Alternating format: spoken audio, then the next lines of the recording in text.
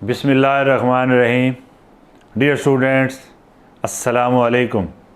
कैसे हैं? उम्मीद है आप सब ईमान और सेहत की बेहतरीन हालत में होंगे। अल्लाह ताला आपको खुश व खुर्रम रखे और आने वाले इम्तिहानात में कामयाब करे।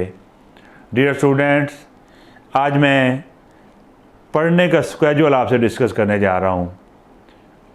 पूरे दिन में 24 घंटे होते हैं।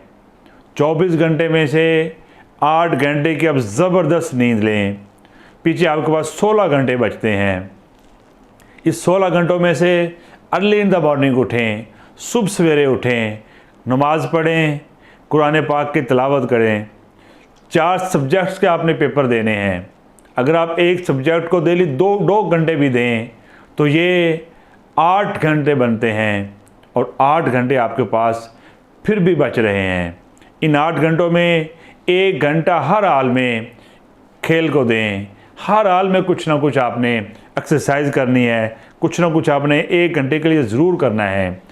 पढ़ने के दौरान ब्रेक्स लें, अच्छी डाइट लें और फिर अगर आप इसको पूरे दिन का स्केड्यूल तैयार करके इसी तरीके से कि मैंने जो मेरे पास 16 घंटे बचते हैं इनको फ्रूटफुल कैसे बढ़ना है, किस सब्जेक्ट में मैं वीक हूँ, किस सब्जेक्ट को मैंने 2 से ज़्यादा घंटे देने हैं, कौन सा सब्जेक्ट जो है वो मैं बिल्कुल उसके करीब पहुँच चुका हूँ, उसका और टाइम कम कर दें, उसको घंटे पे ले आएँ, आधे घंटे पे ले आएँ, रिवीजन पे ले आएँ। जिस सब्जेक्ट में आप वीक जा रहे हैं उस सब्जेक्ट को टाइम ज़्यादा दें। इस तरीके से टाइम को थोड़ा बहुत ऊपर नीचे करके आप ज़बरदस्त तरीके से जो बाकी डेज़ हैं इनका इस्तेमाल कर सकते हैं।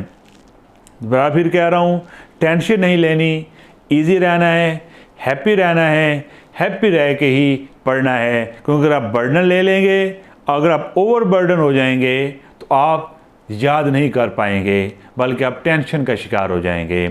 वक्त को इसकी मैनेजमेंट करें, इसके मुताबिक चलें। इंशाअल्लाह ताला जब आपके एग्ज़ाम होंगे तो आप ज़बरदस्त तरीक़ों से बेहतरीन नंबर्स के पास होंगे और आप मुझे मुबारकबाद के मैसेज कर रहे होंगे। मेरी दुआएं आपके साथ हैं। अल्लाह ताला आपको कामयाब करे। अस्सलामु अलैकुम।